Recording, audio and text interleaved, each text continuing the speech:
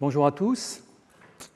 Alors pour cette troisième séance consacrée à la cour et aux courtisans en Égypte pharaonique, du début du troisième millénaire à la première moitié du deuxième millénaire avant Jésus-Christ, nous allons terminer les développements sur le fonctionnement de la cour et glisser insensiblement vers le thème d'aujourd'hui, c'est-à-dire les interactions entre rois et courtisans dans les sources royales et privées. Alors, je voudrais d'abord revenir sur une question qui nous a occupé la semaine dernière, la question ô combien complexe des titres de cour. Alors, le tableau hiérarchisé des titres de cour que nous avons vu donc dans le cours précédent, qui avait été établi notamment à partir des travaux de Klaus Baer et de Nigel Strudwick, et raffiné ensuite par Michel Beau. Ce tableau ne doit pas nous masquer le fait que beaucoup de zones d'ombre subsistent dans la compréhension de la hiérarchie des courtisans, et surtout que la signification et les modes d'attribution de certains titres nous restent totalement inaccessibles. Alors, je vais prendre un exemple qui a fait l'objet d'études récentes, le titre Ima-A, gracieux de bras, comme cela est parfois traduit, ou celui au bras gracieux, dans un français un peu plus élégant. Donc il apparaît dans la titulature d'un certain nombre de dignitaires à l'Ancien Empire, réapparaissant également au Moyen Empire, et puis à la 26e dynastie, donc au milieu du premier millénaire avant Jésus-Christ, à l'époque saïte, à une époque où on remet en vigueur un certain nombre de titres de cour de l'Ancien Empire. Alors Michel Beau, dans son ouvrage « Famille royale et pouvoir », avait bien souligné que malgré les apparences, il s'agissait d'un titre et non d'une épithète. Il disait « On a ainsi pu classer Ima-A », c'est-à-dire peut-être gracieux de bras, c'est une traduction tout à fait conventionnelle, on a pu le classer dans les épithètes vantant la qualité d'un individu, comme il se dirait au doigt habile ou à la démarche assurée dans les biographies. En fait, il faut plutôt le considérer à l'Ancien Empire comme un véritable titre, en fonction de sa rareté et de son contexte d'intervention, même s'il ne recouvre peut-être qu'une fonction temporaire à la cour. Lors d'un rituel, par exemple, les sources ne permettent pas d'en décider. Donc Michel Beau tranche le débat entre titre et épithète, qui revient régulièrement dès qu'on a à analyser des séquences de qualification d'un dignitaire qui peuvent parfois se rapporter à une distinction conférée officiellement ou plutôt à une épithète du type biographique définissant son caractère et ses qualités. Le titre Ima-A est porté notamment par Arethetep, le propriétaire du fameux mastaba conservé au Louvre, situé sous les règnes de Niuserre et de Djedkare-Isesi, donc à la 5e dynastie. Et dans son édition du monument, Christian Ziegler avait suggéré de le rattacher à la sphère médicale, puisqu'il intervient dans un contexte où on peut rattacher le propriétaire à des activités en lien avec la médecine, avec la protection du roi. Cette suggestion a d'ailleurs été validée par Michel Beau. Alors, en partant d'un nombre d'attestations bien supérieur, un jeune chercheur, Daniel González León, a repris l'examen du titre dans deux articles qui sont parus donc tout récemment dans la Zeitschrift für ägyptische Sprache en 2021 et 2022. Et il remarque qu'à partir de la fin de la 5e dynastie, ce titre est porté par de très hauts personnages, notamment les vizirs, ce qui l'apparente à une très haute distinction de cour qui est portée presque exclusivement par des dignitaires menfites. Ainsi, comme vous voyez à l'écran, le célèbre Mereruka, vizir sous le règne de Téti, porte ce titre dans la riche titulature donc, qui orne la façade de son mastaba à Saqqara. Malheureusement, l'analyse de cette séquence de titres, de Mereruka ou d'autres, n'en dit pas vraiment plus sur la nature exacte de ce titre de cours, même si donc l'analyse conforte l'idée qu'il s'agit d'une haute distinction. Alors tout récemment encore, Miroslav Barta a fait connaître deux tombes nouvellement découvertes à Abouzir, près des pyramides de Nusserre et Neferir-Karé, donc deux tombes qui appartiennent respectivement à Khaïrsu, donc, qui a vécu sous le règne de Neferir-Karé et de Nusserre à la 5e dynastie, et Khaïris, donc, qui a vécu très probablement dans la première moitié de la 6e dynastie. Donc, vous avez aussi à l'image une des statues découvertes dans la tombe de Khaïrsu, ce qui est une découverte assez exceptionnelle, où le personnage porte certains de ses titres. Ces deux personnages, donc Khaïrsu et Khaïris, portent le titre de Ima'a, celui au bras gracieux, mais leur statut semble avoir été très différent au vu de la taille respective de leur mastaba, celui de Khaïris étant beaucoup plus modeste que celui de Khaïrsu. Khaïrsu, lui, était superviseur de tous les travaux du roi et chef aussi d'une institution prestigieuse, la Maison de Vie, en lien, visiblement, à cette époque, avec le dieu Khnum. Et cette découverte de la tombe de Khaïrsu a une résonance aussi particulière, puisque c'est peut-être ce personnage qui a servi de modèle à l'auteur d'un enseignement bien connu, la sagesse ou l'enseignement de Khaïrsu, appelé l'enseignement loyaliste, rédigé au Moyen Empire. Donc c'est la tradition, on le verra à nouveau un peu plus tard, d'attribuer ces textes sapientiaux à des hauts personnages de l'Antiquité. Et donc ce Khaïrsu a probablement été vénéré comme un sage, et donc on lui a attribué au Moyen Empire un de ces textes sapientiaux. Alors évidemment, l'identification, si elle est belle, elle se heurte aussi à un certain nombre de différences entre, par exemple, la titulature de ce Khaïrsu et celui du texte du Moyen Empire, mais en tout cas, son lien avec la maison de vie, avec ce lieu de production de textes, le rattacherait à cette élite érudite qui peut avoir servi donc de modèle aux auteurs du Moyen Empire.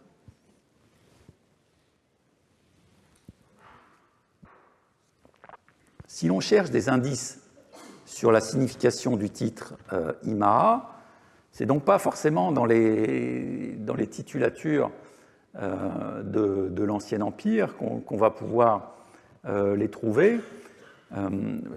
L'apport de nouveaux documents, on le voit, éclaire en quelque sorte la diffusion du titre, pondère aussi en quelque sorte ce que disait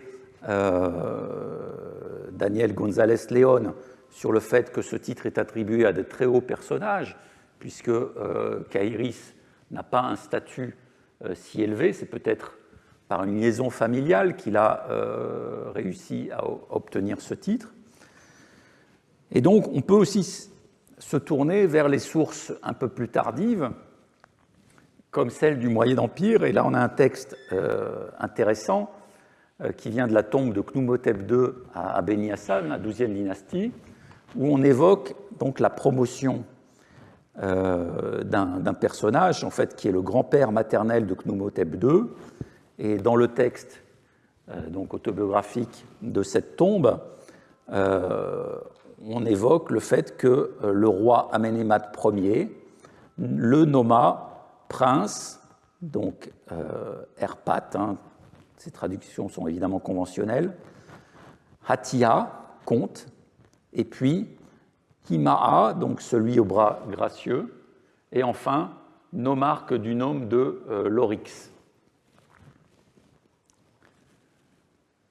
Donc le titre, celui au bras gracieux, dans cette séquence, doit correspondre à une distinction particulièrement élevée pour être ainsi juxtaposé aux deux plus hauts titres de cour, donc Erpat Hatia, prince et comte, et être placé avant le titre de nomarque, donc responsable de région, qui est une fonction particulièrement importante à cette époque. C'est un indice de plus de l'utilisation de ce titre Imaa dans ce contexte des titres de cour. Il renvoie à une distinction élevée, mais la conclusion des études jusqu'à présent menées, c'est que finalement, il reste énormément de mystères sur le contexte d'utilisation de ce titre. Qu'est-ce qu'il signifie? À quoi renvoie-t-il? Y a-t-il une cérémonie sous-jacente à l'attribution de ce titre? On l'ignore presque totalement. Nous n'avons donc aucune idée précise de sa signification. Est-ce qu'il s'agit d'une distinction occasionnelle liée à un contexte particulier? Est-ce qu'il y a une connexion réelle avec la maison de vie qui a pu être établie par plusieurs occurrences? Pour l'instant, il est impossible d'aller plus loin. Alors cet exemple, peut-être un peu frustrant, n'est là que pour vous montrer la difficulté à laquelle sont confrontés les égyptologues en analysant ces titres et ces séquences de titres. Et dans bien des cas, il est très difficile de décoder les titulatures des membres de la cour autrement qu'en attribuant à ces titres des valeurs relatives et des places dans une hiérarchie hypothétique. Alors, puisqu'on était face à la façade du tombeau de Mereruka, j'y reviens quelques instants, car s'y trouve un autre titre qui est particulièrement intéressant à la fin de la séquence qui se trouve donc sur le montant droit. Vous avez l'expression Uj Medu En Seru, qui donne des ordres au Seru. Alors évidemment, cela m'a tout de suite interpellé, puisqu'on pense aux expressions que l'on a vues notamment lors du premier cours dans l'inscription dans la tombe de Rerouef, celui qui donne des instructions aux sémérous, aux courtisans, aux amis qui entourent le roi, celui qui règle l'étiquette. On sait que Seru peut avoir aussi cette acception. Alors, évidemment, dans un catalogue de titres déconnectés du contexte, on peut peut-être aller vers cette interprétation, mais ici, un indice doit nous arrêter, c'est le titre qui précède, puisque le personnage, vous le voyez ici, est quelqu'un qui tranche le jugement dans les 6 grandes cours, Uja, Medu, M, Ut, Uret, 6. Un titre lié donc à une activité judiciaire. Et puisque ce titre donc, se trouve juste avant celui qui nous intéresse ici, il serait donc plutôt indiqué de traduire ici Seru par magistrat, en liant cette épithète à la fonction qu'exerce Mereruka dans les cours de justice.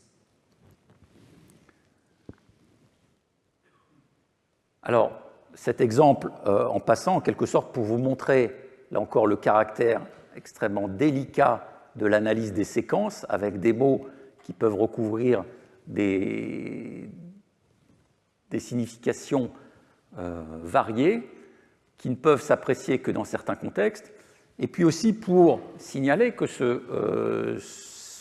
cette séquence Ujmedu en Seru n'apparaît que dans ce mastaba de Mereruka, dans une séquence de titres, et là encore, la difficulté est de savoir s'il s'agit véritablement d'un titre, dans une titulature, ou si cela s'apparente plutôt au développement d'un titre et donc à une épithète biographique. Alors, s'agissant des titres aussi, je me dois d'évoquer ce qu'on appelle les titres cérémoniels.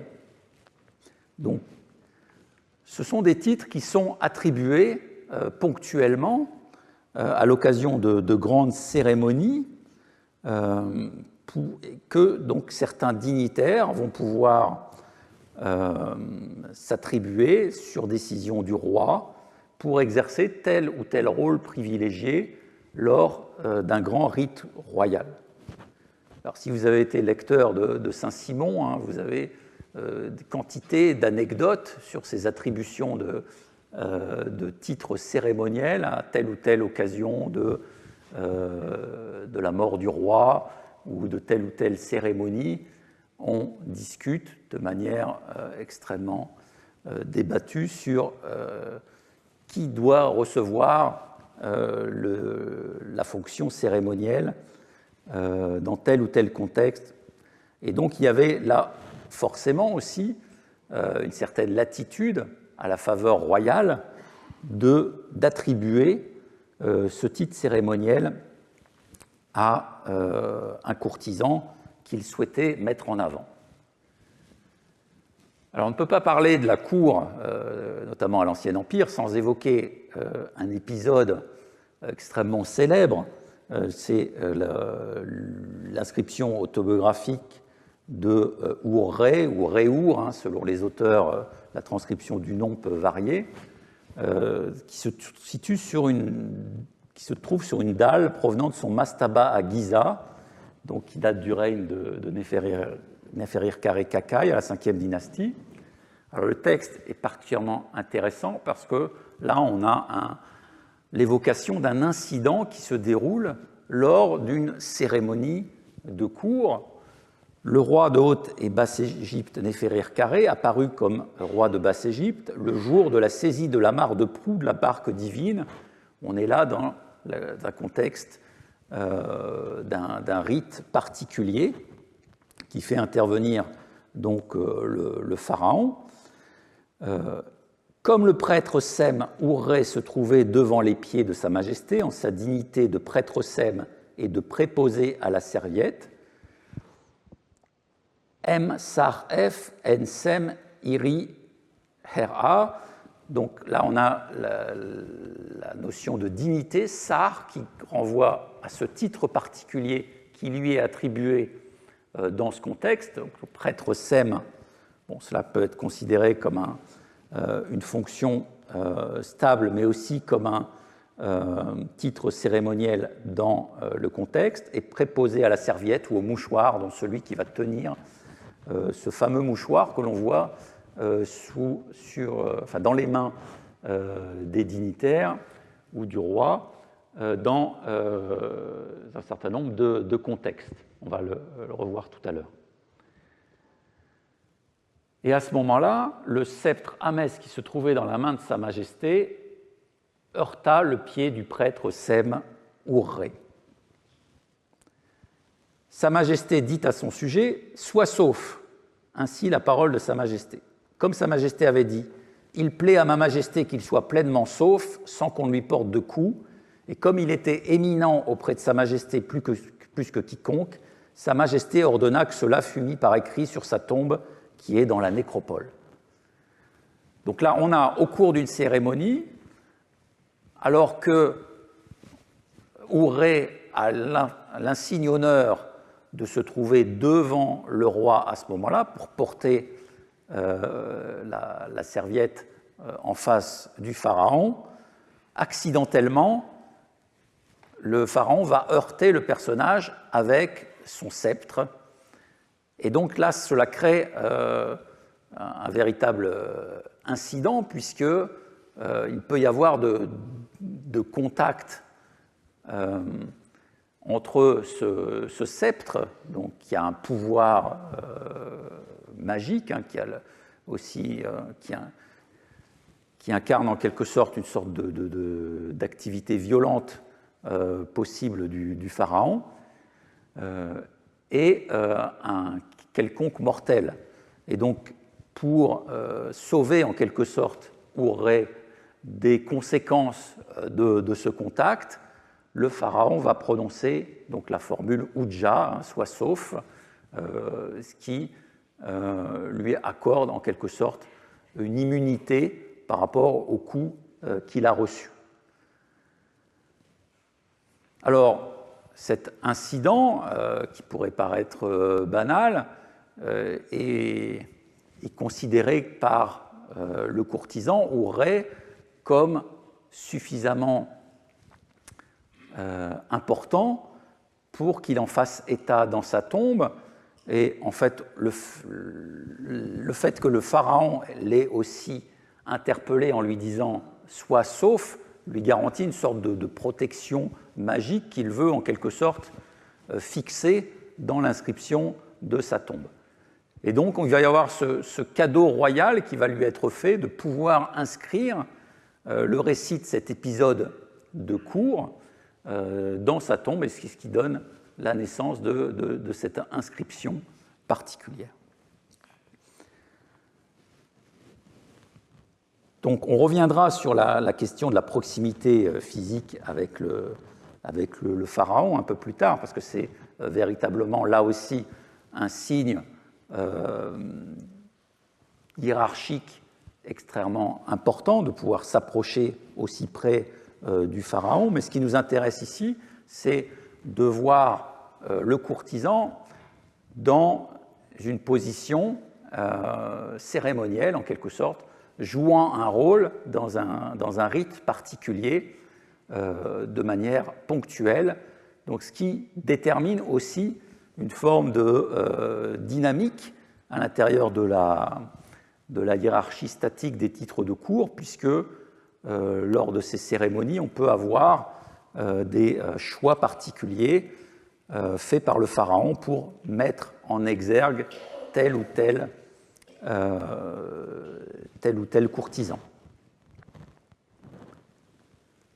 Donc la multiplication de ces cérémonies de cour implique l'octroi plus fréquent de charges honorifiques, limitées au temps de la cérémonie, mais qui consacrent la faveur du roi envers tel ou tel personnage, ou redéfinit ponctuellement la hiérarchie des rangs à la cour, selon une logique dépendant à la fois cette fois uniquement des équilibres internes à la cour. Et Norbert Elias, pour la cour de Louis XIV, avait montré l'importance de ce mécanisme de l'attribution des titres cérémoniels. On voit qu'il est perceptible à bas bruit, en quelque sorte, dans certaines autobiographies de courtisans en Égypte. Alors, après avoir évoqué ces titres, hein, leur diversité, leur fonction, leur hiérarchie, je voudrais maintenant présenter ce que l'on peut dire des représentations iconographiques de la cour à travers des sources dont nous disposons, notamment à l'Ancien Empire. Nous allons revenir pour cela à Abouzir, que nous avions évoqué en introduction. Abouzir, où les scènes de la chaussée du temple funéraire de Saouré fournissent précisément des représentations précieuses de la cour qui permettent de voir comment son organisation était transcrite graphiquement. Donc, vous vous souvenez de ces magnifiques reliefs issus des fouilles de Tarek El Awadi sur la chaussée de la pyramide de Saouré. On a une scène dans laquelle Saouré est montré en train d'entailler avec une herminette l'un des arbres à encens venant de Punt. Et nous voyons la cour répartie autour du pharaon. Alors le pharaon, vous le notez tout de suite, est représenté, c'est l'évidence, beaucoup plus grand que le reste des personnages. Alors ce qui est assez notable aussi, c'est que cette hiérarchisation, elle va s'appliquer au reste aussi des acteurs présents sur cette représentation, qui vont avoir une représentation proportionnelle en quelque sorte, en tout cas c'est ce qu'on peut déduire, à leur statut. Donc vous le voyez sur le schéma que j'ai réalisé, si j'attribue la taille, enfin la valeur 1 à la représentation du roi, on va avoir en dessous la mère, enfin, derrière le pharaon, en l'occurrence la mère du roi, Néfer et Tépès, à laquelle on peut attribuer approximativement la valeur 0,6. Derrière, on a l'épouse du roi, donc Meret Nepti, avec la valeur 0,5. Et vous voyez aussi qu'il y a une différence sensible de taille entre les groupes de courtisans, ceux qui se trouvent devant le roi, faisant face au roi, ont la valeur 0,4, tandis que ceux qui se trouvent derrière le roi, donc en deux registres, eux ont une valeur approximative de 0,35. Donc, on le voit, rien n'est laissé au hasard dans cette représentation, et on a une hiérarchisation graphique des membres de la cour qui doit forcément correspondre à leur statut particulier au sein de l'entourage royal. Alors, on parlait de courtisans ayant une responsabilité particulière dans les cérémonies. Vous voyez que le personnage qui se trouve devant le pharaon, devant sa canne, donc qui porte le titre d'ami unique, qui étonnamment ici ne porte pas de désignation, enfin de nom, eh bien, il est en train de tendre la main, probablement il recueille les gouttes d'encens qui tombent de l'arbre à encens qui est en train d'entailler le pharaon, et il tient à la main une sorte de plumeau, et puis le fameux mouchoir cérémoniel qu'il tient donc dans sa main gauche. Donc ce personnage, on le voit, a une fonction particulière dans la cérémonie, c'est le seul en quelque sorte qui est actif parmi les courtisans. On voit aussi peut-être le risque qu'il y a à se prendre un petit coup de bâton au passage, donc ce qui peut expliquer la mésaventure de Hourré qu'on a évoquée tout à l'heure. Alors on retrouve ce type de hiérarchie des proportions dans une autre scène où nous allons retrouver également deux personnages qui sont représentés dans notre scène ici, donc la reine Meret Nepti et un courtisan qui se trouve ici, qui s'appelle Kémi. C'est la scène du roi assis chassant au filet. Donc là encore, j'ai attribué la valeur 1 au roi. On voit que l'épouse du roi va être représentée de manière beaucoup plus petite, avec une valeur 0,4, et le courtisan, lui, est à peu près à 0,25. On retrouve ici ce personnage Kémi qui, cette fois-ci, lui, a eu l'honneur de porter sorte de plumeau et puis le mouchoir, et à se tenir donc devant le pharaon. Alors on remarque en passant qu'on a aussi des représentations de divinités, hein, de génie, de fécondité, hein, qui apparaissent ici dans un registre particulier. Il serait, on l'avait vu, inconcevable d'avoir ces représentations dans un mastaba privé, mais dans les scènes royales, en quelque sorte, la présence du roi permet de créer une interface entre le monde divin et le monde de la cour, et en quelque sorte, les registres peuvent s'entremêler à ce moment-là.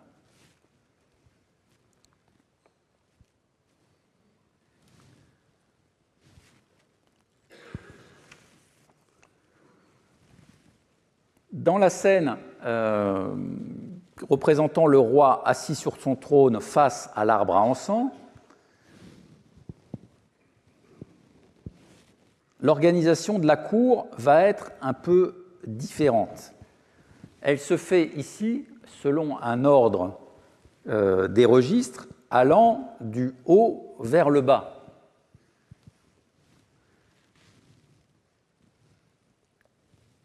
Le registre supérieur montre la mère du roi, suivie par un autre personnage féminin qui est probablement donc l'épouse royale. Puis au registre suivant, on va avoir les fils royaux sur deux registres. Puis en dessous, on a les courtisans et on retrouve notre personnage Kémi, hein, qui a ici le titre de Sémère, ami, hein, donc portant là encore les instruments cérémoniels. Alors on a un certain nombre de courtisans qui sont définis ici par leur nom. On a un directeur du palais aussi, Rerep Ar, ici, qui est représenté. On voit en quelque sorte en action la hiérarchie de cour dans cette représentation à un instant évidemment T. Alors on notera aussi que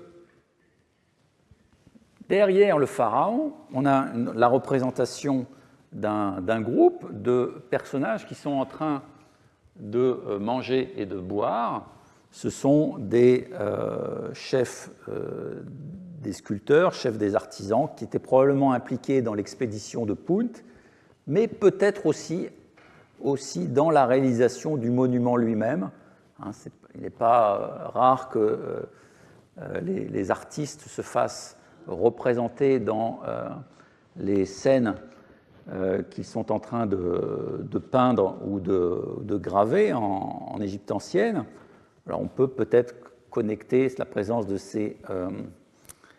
ces personnages avec la réalisation de cette œuvre qui devait être absolument impressionnante des reliefs de la chaussée de Saouré. En tout cas, ces personnages ont un insigne honneur puisqu'ils ont le droit d'être assis et de manger en présence du roi. Et c'est une distinction que l'on sait très rare dans le contexte de la cour. On a quelques inscriptions à l'Ancien Empire qui mentionnent des personnages qui ont reçu justement l'honneur de pouvoir avoir un repas offert en récompense de la part du pharaon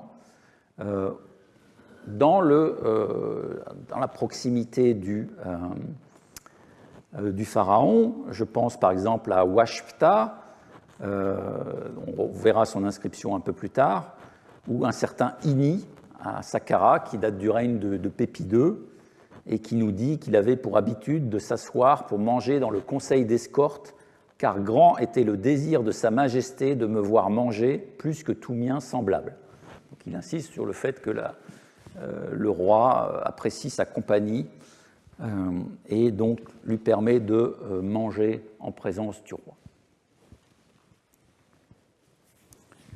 Alors cette organisation graphique de la cour, cette hiérarchisation des rangs de haut en bas que l'on voit sur cette scène, ne doit pas être érigée en principe général, car en fait la mise en scène des courtisans dépend en fait du positionnement par rapport à l'image du roi selon le contexte. Si l'on prend cette autre scène du complexe de Saouré, donc on est là, on est dans le temple funéraire, ce sont des scènes qui avaient été copiées par Borchardt.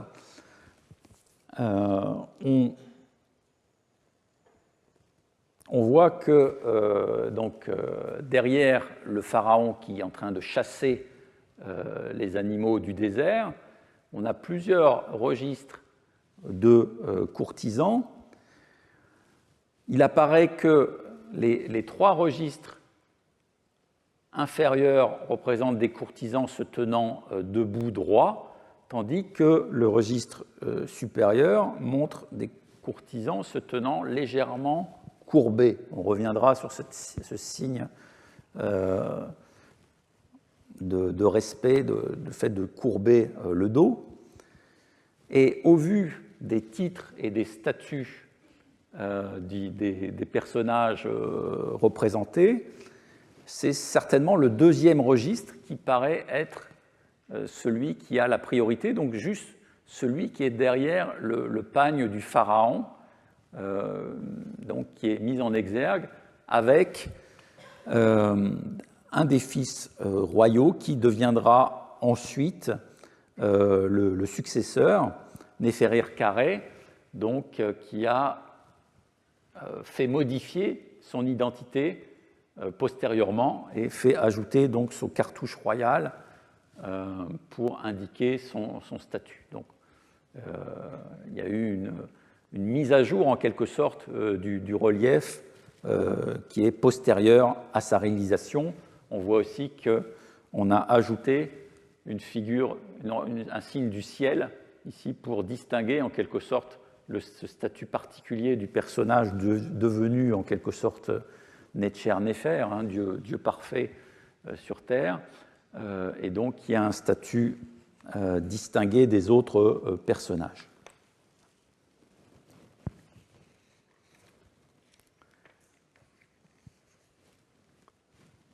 Donc voilà ce qu'on peut percevoir dans l'exemple précis du complexe de Saouré de la transcription graphique de l'organisation de la cour, donc qui conforte aussi ce que l'on a vu du fonctionnement très hiérarchisé entre la famille royale, les courtisans du premier cercle et les membres actifs au sein du palais royal, mais qui laisse aussi, on le voit, la possibilité à la mise en avant de certains individus qui vont, dans certains cas très précis, se voir octroyer des fonctions cérémonielles particulières. Alors, on a évoqué l'organisation de la cour. Cela nous amène forcément à parler de la question des espaces dans lesquels séjourne la cour, donc le ou les palais se trouvant dans la capitale ou dans le lieu de déplacement de la cour. Alors évidemment, je ne peux pas accorder trop de temps à cette question qui nous emmènerait dans des considérations archéologiques extrêmement développées. Je vous renvoie à un ouvrage collectif qui a récemment fait le point sur ce que l'on sait des palais en Égypte, un colloque publié par Manfred Bittak et Sylvia Prell, donc, qui est paru en 2018, sur les palais d'Égypte ancienne et du Proche-Orient ancien. Alors c'est un volume extrêmement riche, on trouvera des mises au point récentes sur tout ce qui peut s'apparenter à un palais en Égypte et au Proche-Orient, et sur les textes aussi relatifs à ces édifices palatiaux. Parmi les contributions qui vont nous permettre de faire le point rapidement sur cette question, on en a trois pour les trois époques qui nous intéressent ici, l'époque de formation, donc l'article de Gunther Dreyer, l'Ancien Empire, celui de Miroslav Werner, et pour le Moyen Empire, la très riche contribution de Stephen Quirk.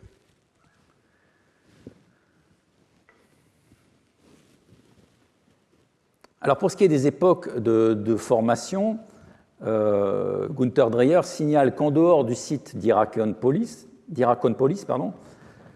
aucun vestige archéologique d'une résidence royale n'est connu à ce jour. Néanmoins, donc, il est possible de dégager un certain nombre d'indices sur l'aspect des premiers palais à partir des représentations qui se trouvent sur divers objets et puis d'utiliser certaines inscriptions pour connaître un peu mieux la nature de ces palais. Alors l'exemple le plus ancien signalé par Gunther Dreyer se trouve sur un manche de couteau fragmentaire conservé au Metropolitan Museum, qui date de l'époque Nagada 2D, et on voit ici une représentation de ce qui semble correspondre à l'aspect habituel des palais, connus ultérieurement, donc avec qu'on retrouve ici également. On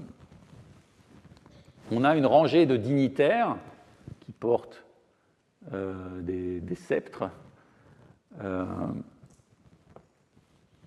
qui s'avancent vers un bâtiment à peu près carré, derrière lequel se trouve aussi une personne agenouillée. Il s'agit probablement d'une construction en natte de bois dont le bord supérieur est en forme de frange et dont les parois sont marquées par des hachures croisées comme des entrelacs. Alors il s'agit là très probablement de ce qu'on doit appeler un palais cérémoniel, et c'est surtout ce type de palais qui va se retrouver illustré dans les témoignages de cette époque. On en retrouve dans des documents du règne du roi A de la première dynastie qui montrent l'activité cérémonielle autour de ce palais art. Et on le voit d'ailleurs que ici, ce palais art va être en relation avec un autre motif bien connu en Égypte pharaonique, le motif du sérère, c'est-à-dire la représentation d'une enceinte avec rabattue au-dessus une cour. Donc c'est la représentation d'une enceinte de palais qui va abriter le nom du pharaon qui va être inscrit dans la cour, le tout étant surmonté par le faucon Horus, donc associé à la personnalité du pharaon. Et donc on a un lien étroit qui s'établit entre la personnalité du pharaon et ce palais art qui se trouve ici. Les deux fonctionnent comme des emblèmes, des symboles d'ancrage du pouvoir. Alors on retrouve ce même type de motif aussi sur cette tablette du même roi Aa, avec des motifs beaucoup plus détaillés. En dehors de ces représentations, il est difficile d'en dire plus, les vestiges d'Hierakonpolis étant trop maigres aussi pour définir véritablement un fonctionnement du palais. Pour ce qui est de l'Ancien Empire, Miroslav Werner, lui aussi, est amené à constater la faiblesse des vestiges archéologiques. Même la localisation des palais à l'Ancien Empire, qu'on suppose pour certains installés à proximité des temples de la vallée des pyramides, cette localisation est sujette à caution. On peut parfois arriver à croiser plusieurs sources pour l'existence de certains palais, par exemple sous le règne de Saouré, dont on l'a vu, la documentation est assez riche. On a deux palais qui sont mentionnés dans les sources. Sur la fausse porte du médecin Nian Sermet, on mentionne un palais qui est dénommé Élevé et la beauté de Saouré. Voilà. non, pardon, la couronne ourérette de Saouré brille. Et puis on a un autre palais qui est dénommé celui-ci élevé et la beauté de Saouré, qui est mentionné sur le relief que l'on a déjà bien vu de la chaussée de Saouré, où le pharaon expose un arbre à encens devant sa cour et va procéder aussi à une série de récompenses. Et puis, sur un document qui est cette fois-ci administratif, une étiquette de jarre provenant du complexe de Ranéferef, qui était alimentée en viande par l'abattoir du palais de Saouré. Donc il faut supposer que les dépendances du palais de Saouré, après sa mort, continuaient à fonctionner. Et donc cet abattoir connecté au palais alimentait à la fois le culte funéraire de Saouré, mais aussi les complexes pyramidaux de certains de ses successeurs.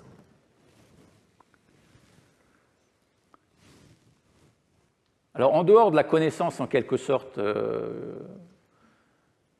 uniquement textuelle de ces palais, on peut quand même avoir un éclairage sur à quoi pouvait ressembler une structure palatiale en Égypte ancienne à cette époque, dès lors qu'on se décentre quelque peu, qu'on s'éloigne de la capitale Memphis et qu'on utilise les données, notamment d'un site très éloigné du plateau memphite, qui est le site de Balat Ain Azil, dans l'oasis de Darla, qui s'est développé donc à l'Ancien Empire. Alors le site compte une partie urbaine et une nécropole, l'ensemble ayant été déjà repéré par Ahmed Fakhri en 1972, et puis il a été fouillé depuis 1977 jusqu'à l'heure actuelle par une équipe de l'Institut français d'archéologie orientale, et c'est l'archéologue Georges Soukassian qui s'est chargé de l'étude du site urbain, qui correspond non pas à une véritable ville, mais à l'emplacement de la résidence des gouverneurs, qui, à la fin de l'Ancien Empire, donc contrôlaient, pour le compte du pouvoir central à Memphis, l'exploitation des oasis et les routes caravanières entre la vallée du Nil et le désert occidental. Alors la fouille a mis au jour à Ain Azil une grande enceinte et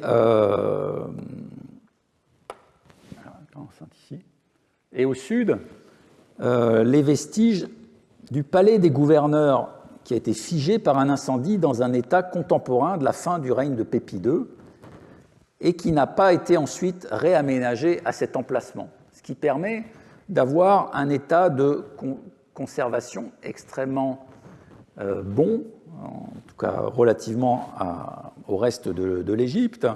Le dommage principal subi par le palais est le percement d'un canal d'époque perse qui traverse tout le site et donc qui a endommagé un certain nombre de structures.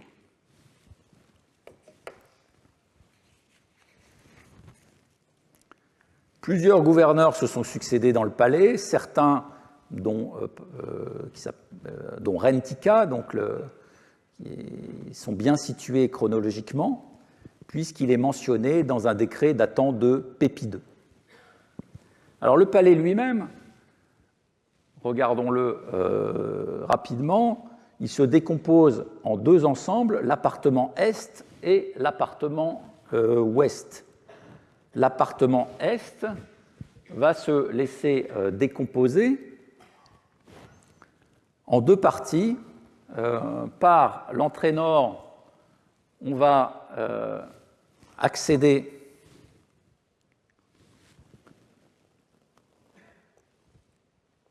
à un hall à portique, puis aux parties privées du bâtiment, aux chambres, qui ont été retrouvées dotées encore de plots en pierre qui pouvaient soutenir donc des baldaquins. Par l'entrée sud, on accédait à une cour et à un portique permettant d'accéder ensuite à un hall de réception, ici, qui desservait ensuite différents espaces utilitaires. Alors, comme le précise Georges Soukiassian, on peut avoir une claire idée de la décoration des murs, qui était peint d'ocre jaune et rouge, avec des plaintes vertes, marron ou blanches, et on peut aussi déduire la hauteur des plafonds qui atteignaient 4 mètres. Alors, dans l'appartement ouest, on avait une cour à portique, dont on sait qu'elle avait aussi un rôle important dans l'administration du palais, puisqu'ont été retrouvées des tablettes d'argile inscrites en hiératique, avec des listes de personnel, des listes d'attribution de grains et d'objets à des personnes et à des cultes, des comptes aussi, des ordres de mission. Et c'est l'un des atouts majeurs de ce site, c'est que le palais des gouverneurs et ses dépendances ont livré une documentation épigraphique très riche, des tablettes hiératiques, mais aussi des scellés en grand nombre, qui ont fait l'objet d'études approfondies par Laure Pantalacci. Laure Pantalacci a en effet croisé les données des tablettes ou des scellés avec les données issues des inscriptions des tombes des gouverneurs dans la nécropole tout proche de Kila el-Daba. Et l'un des apports de sa recherche, c'est de montrer le lien qui existe entre la cour royale Menfite et le palais local. Les gouverneurs de la VIe dynastie étaient formés à la résidence Menfite, comme le mentionne explicitement Renti Kaupepi dans l'inscription de sa tombe, nous y reviendrons. Et puis, certaines personnes de rang royal sont mentionnées sporadiquement dans la documentation, notamment une fille royale qui est nommée Isutka, donc qui a fait l'objet d'un article de Laure Pantalacci dans le volume 50 ans d'éternité, jubilé de la mission de Saqqara. Il s'agit sur cette tablette d'une liste de bénéficiaires de revenus classés hiérarchiquement. Cela débute par le titre Imi Irti, chef d'expédition, et ensuite on a le nom de la fille royale, donc Isutka, qui bénéficie d'une part du revenu en question. Alors, il est difficile de connaître le statut exact de cette fille royale. Est-ce qu'il s'agit, par exemple, de l'épouse d'un gouverneur local ? Donc, les données disponibles sont malheureusement insuffisantes pour le dire, mais en tout cas, on peut voir dans la présence de cette fille royale à Balat l'indice d'une connexion qui existe de manière réelle entre la cour Menfite et puis cet endroit extrêmement éloigné de la capitale qu'est Balat. L'influence de la cour Menfite passe aussi par l'entremise de personnages portant le titre de Shepes Nessou, noble du roi, qui peut être porté par des hommes ou des femmes. Il s'agit d'un titre de cour d'un rang moyen qui a pu être porté dans certains cas par des nomarques, mais qui semble s'être répandu sous Pépi II jusqu'à devenir très banal. On peut en avoir une lecture presque étymologique en considérant qu'il s'agit d'un courtisan qui a reçu du roi une ou plusieurs dotations d'objets précieux. Alors, dans l'administration du palais des gouverneurs, telle que l'a décrite Laure Pantalacci, les Shepessu Nessou contrôlent des magasins qui conservent des biens de luxe destinés à l'élite, notamment à travers l'institution de la Mérette, donc institution royale.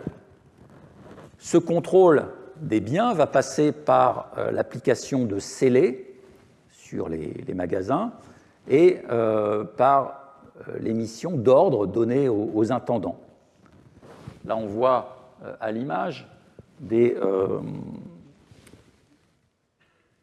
les scellés en question et puis le dessin qui a pu en être fait en reconstituant l'ensemble de l'empreinte, on voit que le sceau du personnage reflète son statut royal avec la présence du cartouche de Pépi Ier, le sérère, qui sont associés donc à la mention des titres de Shepes-Nessout et de Semer-Père, noble du roi et ami de la maison, donc des titres de cour.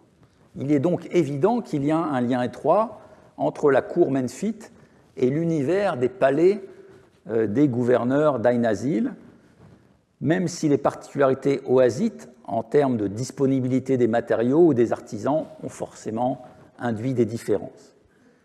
Et donc l'analyse à la fois de l'organisation architecturale du palais et de sa structure administrative est en tout cas, par la qualité et la richesse des données fournies, un passage obligé pour comprendre le fonctionnement des résidences palatiales à l'époque. C'est donc finalement via la périphérie de l'Égypte, comme souvent, qu'on peut avoir une vision la plus claire possible de ce qui se passait au centre. Alors pour terminer ce tour d'horizon de ce qu'on sait des palais à l'époque qui nous intéresse, j'évoque la synthèse de Stephen Quirk, Palace Administration in Middle Kingdom and Second Intermediate Period Egypt, donc synthèse qui intervient après beaucoup d'autres contributions du même Stephen Quirk au sujet de l'administration palatiale. L'analyse de Stephen Quirk, ce qui est intéressant ici pour nous, c'est qu'elle s'appuie sur un arrière-plan théorique qui est celui que nous avons évoqué en introduction de ce cours, c'est-à-dire le modèle de la cour vu par Norbert Elias et aussi d'autres auteurs à la suite d'Elias, par exemple Alois Winterling ou Jérôme Dwindam.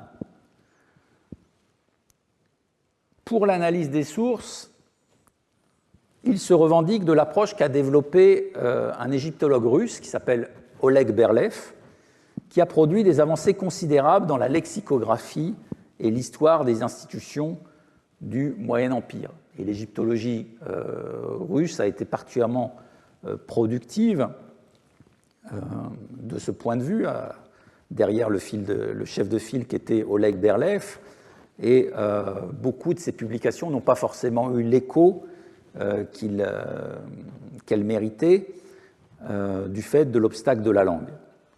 Quirk va les utiliser de manière extensive en suivant donc le principe posé par Berlev, qu'il s'agit d'analyser chaque terme qui apparaît dans les textes pour désigner une structure de palais en fonction de la source où il apparaît et de confronter cette occurrence avec des séries d'autres attestations.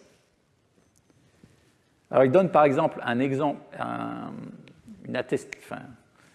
une preuve en fait de cette variété des appellations du palais ou des structures palatiales dans les textes égyptiens, en citant une stèle du Moyen Empire conservée actuellement à Munich, qui appartenait à un certain Upwaout A, qui était grand chambellan d'Abydos sous Amenemhat II, donc la XIIe dynastie, donc l'une des multiples stèles de particuliers que l'on trouve installées donc sur la terrasse du Grand Dieu à Abydos, dans ces chapelles commémoratives qui étaient installées donc sur le passage de la procession d'Osiris à Abydos. Lisons le passage.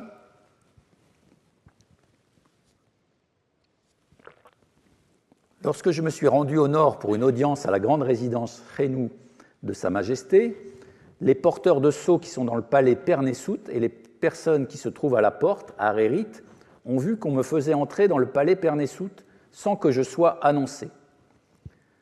Un bœuf a été égorgé pour mon repas. Les pieds alors là, il y a un passage assez difficile. Les pieds se sont levés pour moi. Bon, c'est assez peu clair. Je sortis comme quelqu'un de loué dans le palais Ar, un bien-aimé du palais Sétepsa.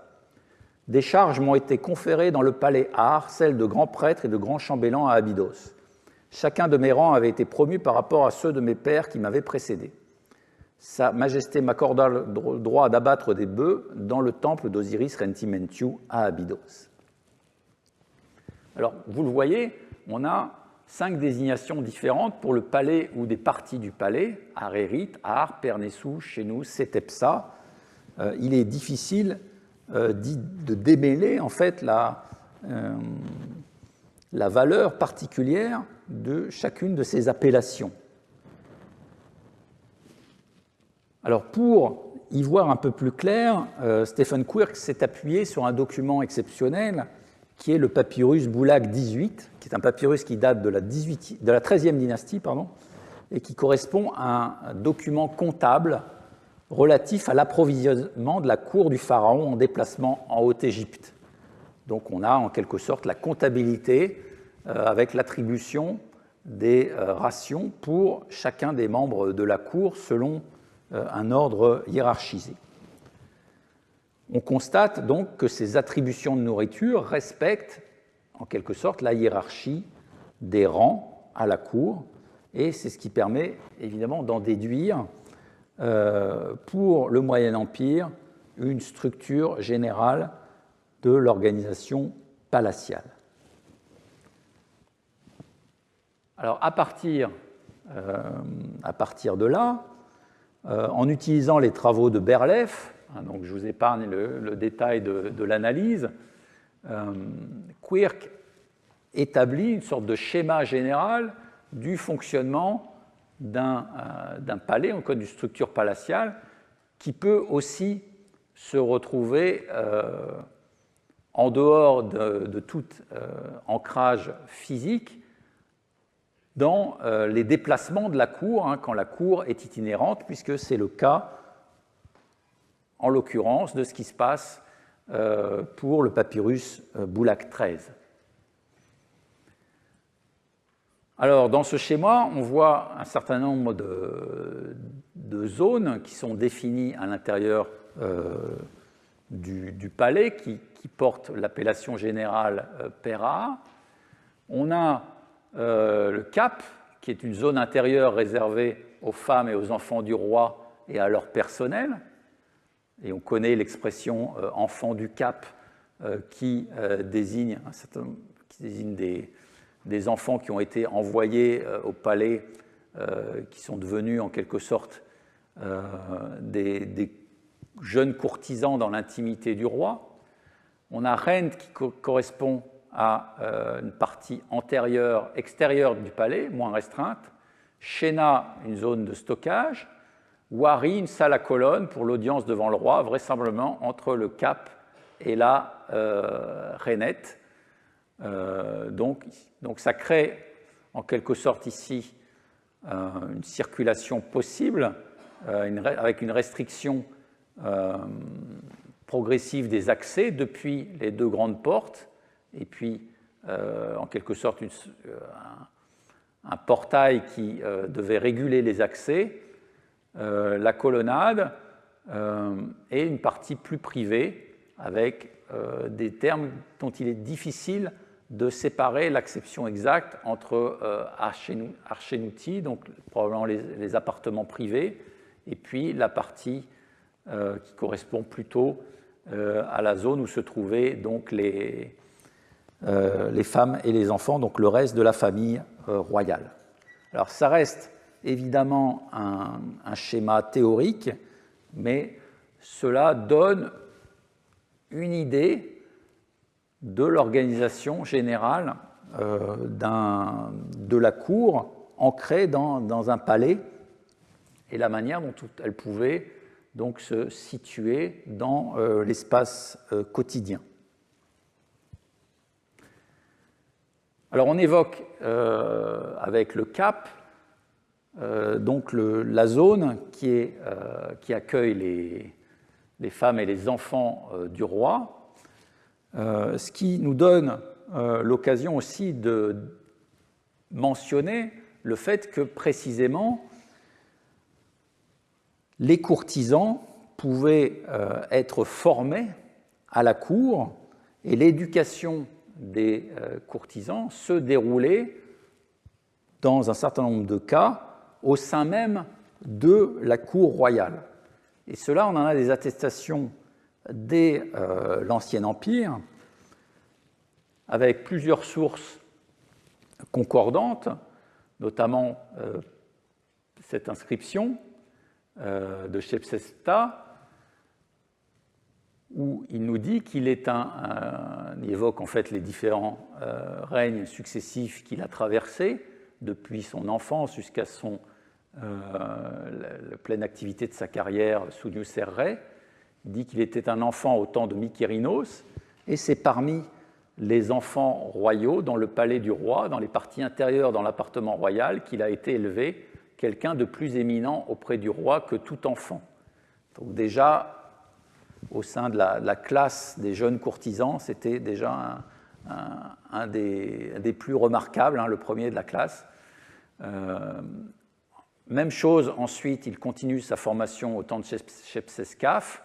C'est parmi les enfants royaux dans le palais du roi, dans les parties intérieures, dans l'appartement royal, qu'il a été élevé quelqu'un de plus éminent auprès du roi que tout jeune homme.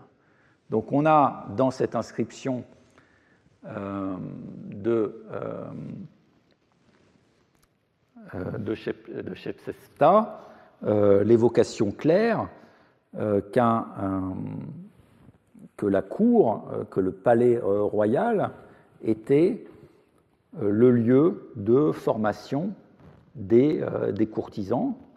On en avait déjà évoqué aussi la possibilité à propos de l'inscription de Chéti Kagyap la dernière fois, ce personnage d'Armime qui était un jeune homme qui avait noué le bandeau sous la majesté de Pépi Ier, donc qui avait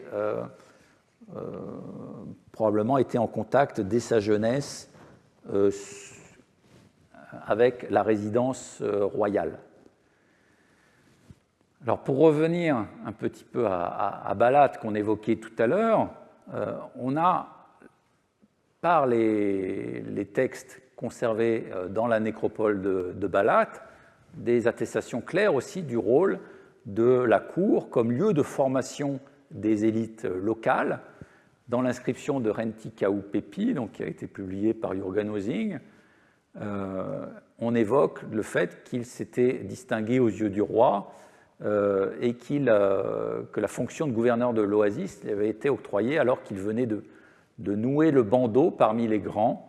Dans l'analyse de ce texte biographique, dont vous n'avez ici qu'un extrait, du gouverneur Renti Kaou Pepi, donc gouverneur de Balat, de l'Oasis, il ressort clairement, comme l'a souligné Laure Pantalacci, que, comme tous les fils de dirigeants provinciaux, ce fils de gouverneur était élevé à la cour menfite selon une pratique ancienne et bien connue. Et elle souligne que le formulaire mis en œuvre dans cette composition s'apparente à celui des textes menfites ou provinciaux de la fin de la 5e ou début de la 6e dynastie, révélant en effet une formation littéraire commune à tous ces personnages.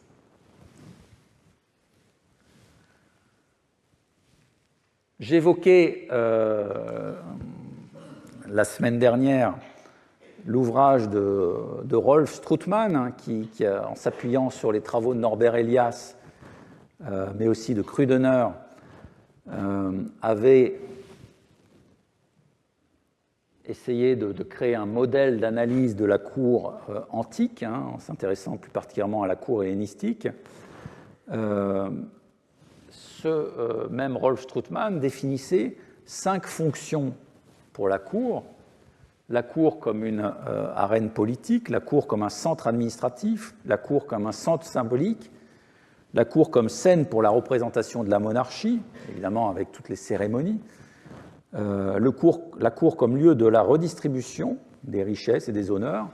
Et en fait, on peut ajouter à ces fonctions de la cour, en tout cas pour l'Égypte, le fait que c'est un lieu de formation des élites, un lieu où l'éducation des hauts dirigeants est menée à bien dans un cadre centralisé.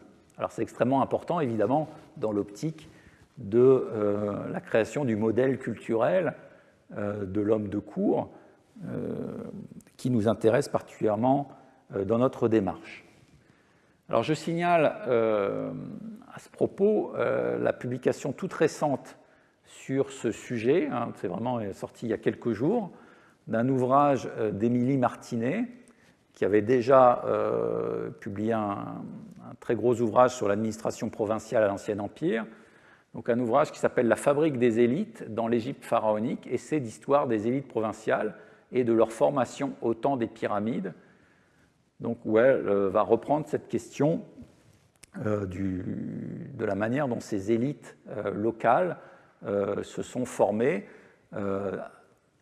avec évidemment en arrière-plan la diffusion de ce modèle de la cour centralisée à Memphis, qui est sous-jacent à ce processus de formation.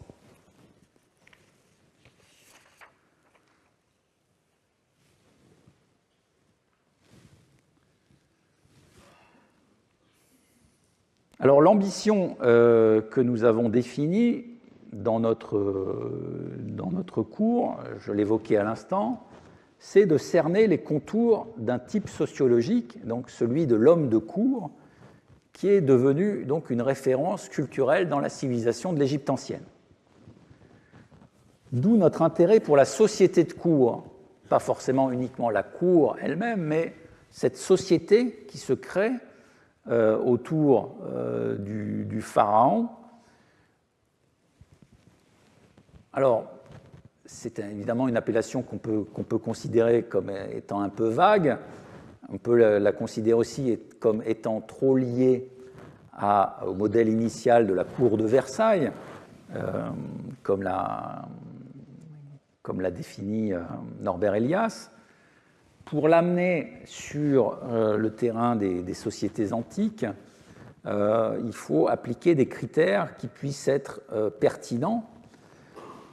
Alors je m'appuie là sur les travaux d'un chercheur qui s'appelle Gabriel Herman, qui a, en partant des ouvrages de Norbert Elias, cherché à appliquer la notion de société de cour aux cours hellénistiques. Il s'appuie lui-même sur un ouvrage intitulé Princes, Patronage and the Nobility, The Court at the Beginning of the Modern Age. Pour définir la société de cour, il sélectionne 3 critères pertinents. L'émergence de normes, de règles de conduite, en particulier celles régissant l'accès au souverain, et de pratiques cérémonielles qui affectent et dans une certaine mesure régulent le comportement du souverain et celui des membres individuels. Dans ce milieu social particulier se développe une culture spécifique et un mode de vie qui porte ses propres valeurs. Ça, c'est le premier point. Le deuxième point, s'il y a société de cour, c'est qu'il y a un concept de cour, c'est qu'en quelque sorte, on met à distance aussi cette idée de vie à la cour pour la formaliser. Et enfin, dans la société de cour, il y a un acteur essentiel, et c'est celui qu'on va mettre en avant, forcément nous, dans notre approche, c'est le courtisan, l'homme de cour, qui va incarner, en quelque sorte, beaucoup plus que le pharaon lui-même, l'existence de ce modèle culturel. Alors on pourra revenir sur cette question, mais il est vrai que dans la société égyptienne, le pharaon ayant un statut tellement exceptionnel, divin en quelque sorte, il pouvait difficilement servir de modèle social répandu, même si on va se targuer de suivre l'enseignement du pharaon et parfois son modèle. C'est sûr que son caractère en quelque sorte séparé du fonctionnement social courant ne le rendait pas forcément éligible en premier lieu pour devenir un type social incarnant un modèle de comportement pour l'ensemble de la population. Et donc, en tout cas, c'est une hypothèse que l'on peut formuler, l'homme de cour, le courtisan fréquentant assidûment la cour pharaonique, devient celui par lequel, justement, cette transition du modèle culturel de la cour peut se faire à l'ensemble de la société. Cette référence culturelle, donc, de l'homme de cour, elle est exposée dans une catégorie de textes que l'on appelle communément les sagesses, les textes sapientiaux, on l'avait évoqué. Ces textes présentent de manière didactique les règles de vie dans la société pharaonique, règles qui sont explicitement conditionnées par le modèle de la cour. Nous l'avons déjà mentionné, nous aurons à y revenir de manière détaillée.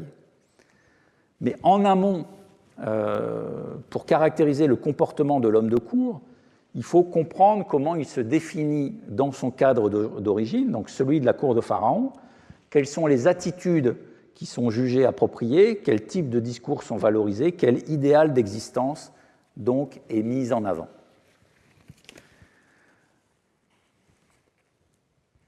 Le fonctionnement, on l'a déjà mentionné plusieurs fois, de ce monde de la cour, il est conditionné par une mécanique qui régit strictement le positionnement, les attitudes et les mouvements de chacun des membres de cette société, roi y compris, et cette mécanique, c'est ce qu'on appelle l'étiquette, et je vous renvoie au passage lumineux de Norbert Elias sur l'étiquette, donc le chapitre étiquette et logique du prestige, donc, où il définit l'étiquette en quelque sorte comme une fin en soi pour les courtisans, de manière qu'à la cour de se répartir hiérarchiquement les signes de prestige,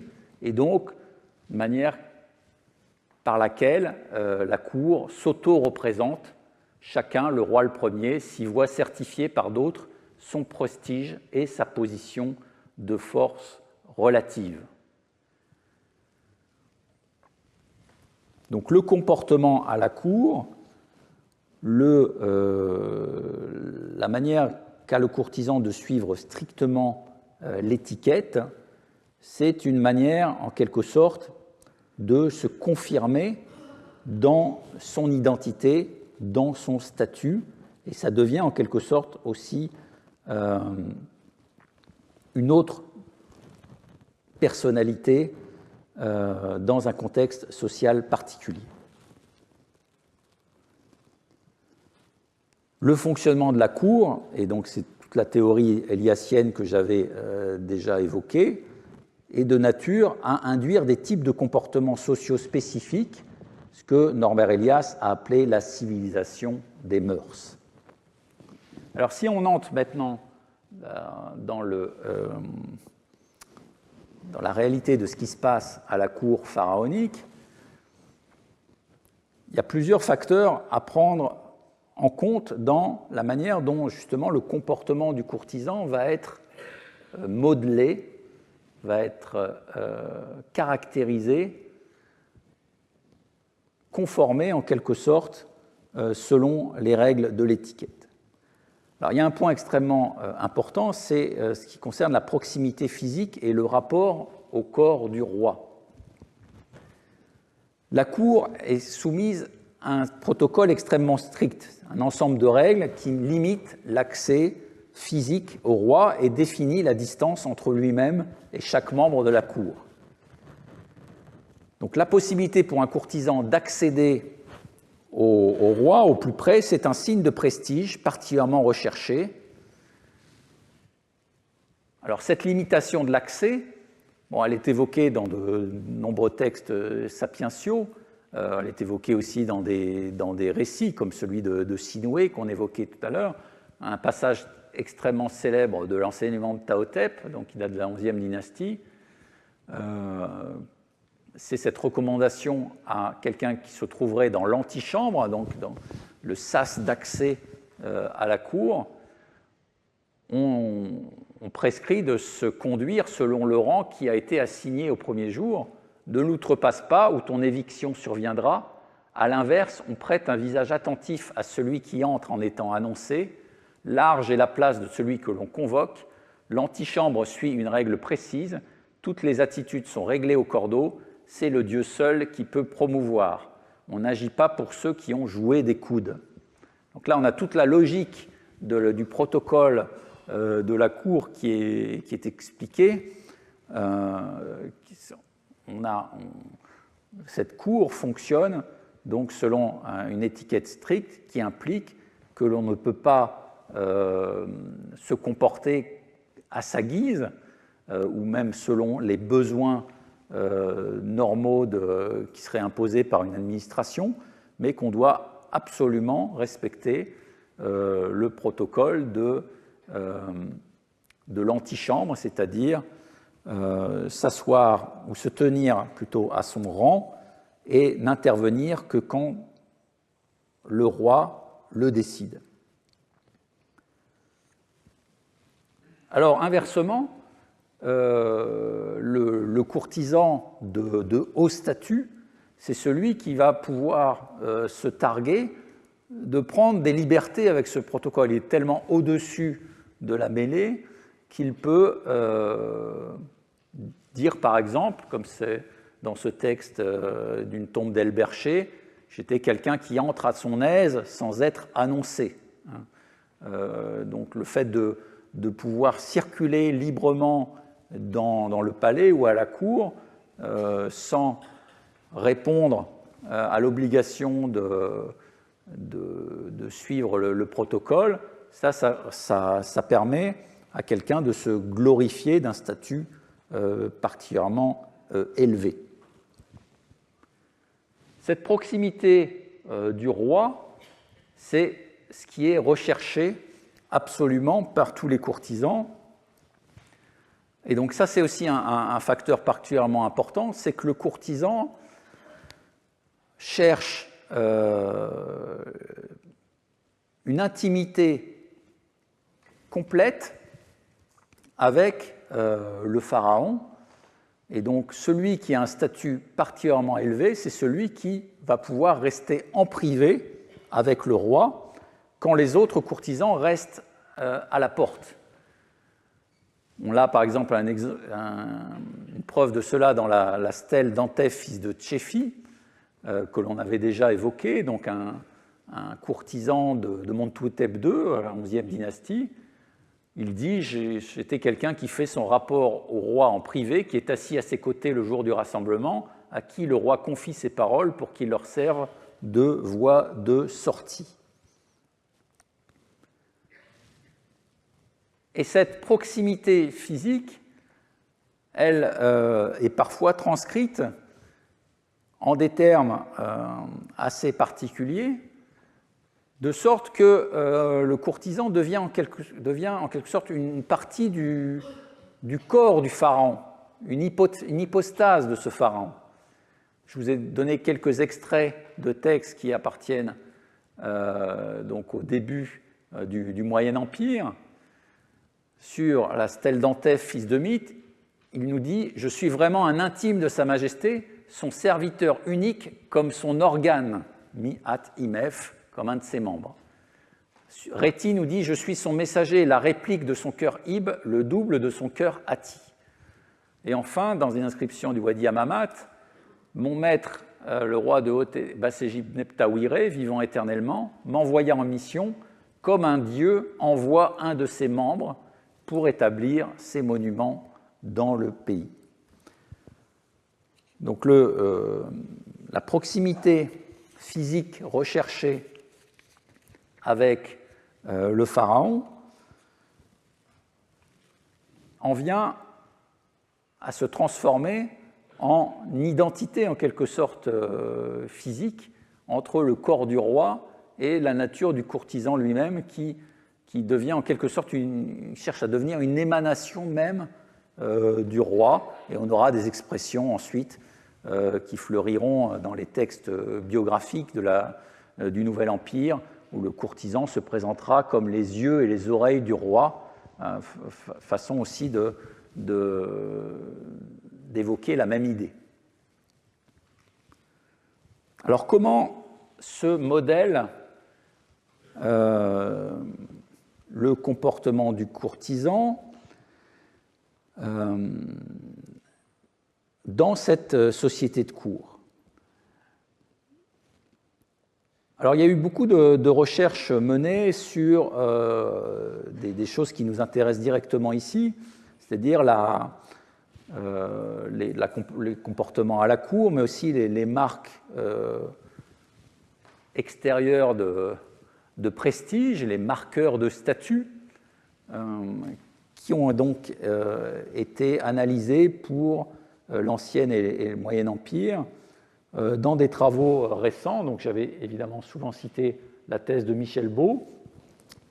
Vous trouverez aussi énormément d'éléments dans deux thèses restantes, celle de Christelle Mazet sur les marqueurs sociaux, représentation, identité, statut en Égypte ancienne, 3e millénaire, mi-2e millénaire avant notre ère, donc publiée à Lyon en 2010, et la thèse d'Andrea Pilone, pouvoir et prestige des élites locales en Égypte à la première période intermédiaire,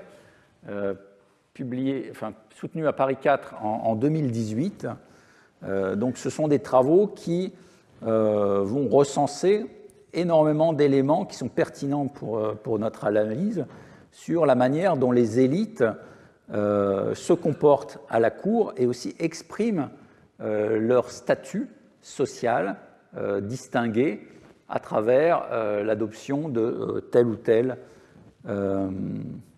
marqueur dans leur tombe ou dans le mobilier ou dans les textes qui sont associés à leur tombe. Le point qui m'intéresse ici plus particulièrement, c'est la question de la gestuelle à la cour, la manière dont les attitudes peuvent être conditionnées par l'appartenance à la cour. Car outre la hiérarchisation des individus dans l'espace, l'étiquette va régler aussi les attitudes selon une grammaire gestuelle extrêmement codifiée. Le fait d'être debout ou assis, courbé ou prosterné, ou dans une posture d'adoration, exprime un positionnement dans l'organisation de la cour. On l'a vu tout à l'heure avec les scènes de la chaussée de Saouré. Nous allons les passer en revue de manière plus détaillée. Là encore, ce sont des éléments qui ont fait l'objet de recherches assez récentes sur lesquelles on peut s'appuyer.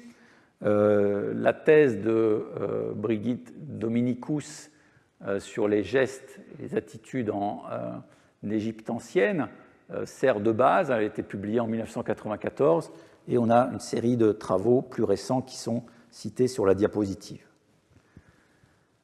La prosternation, le fait de flairer le sol, sento, est bien connue à l'Ancien Empire. On la voit représentée notamment dans les reliefs du complexe solaire de Nusserre, ici, donc devant les pieds d'un personnage qui est le roi.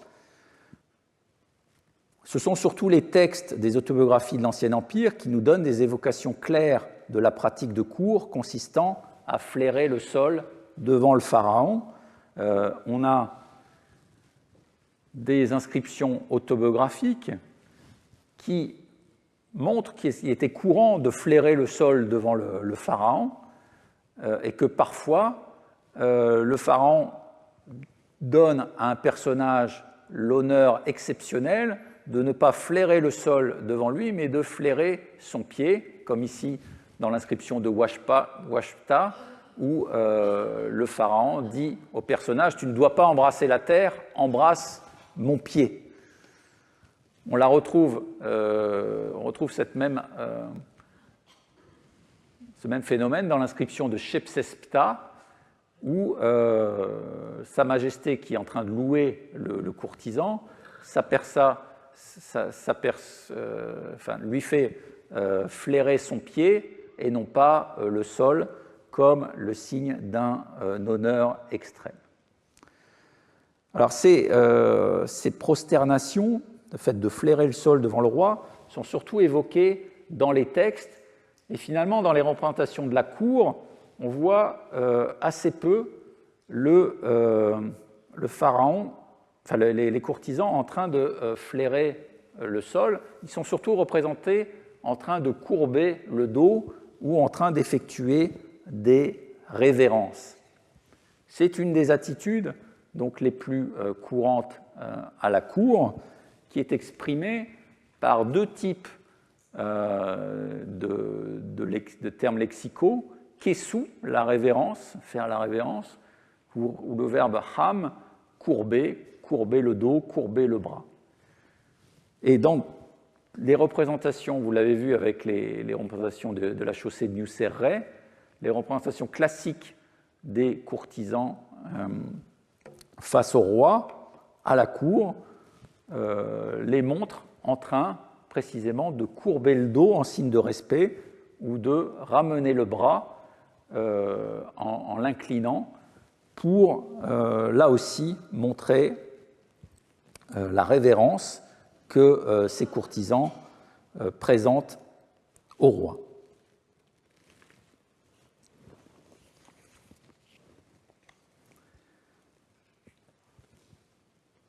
Alors, il faut noter que ce geste de courber le dos ou courber le bras distingue à la cour la gestuelle des membres élevés en quelque sorte de l'entourage royal par rapport aux prisonniers qui sont amenés parallèlement devant le roi et qui, eux, vont être en gestuelle d'adoration devant le pharaon.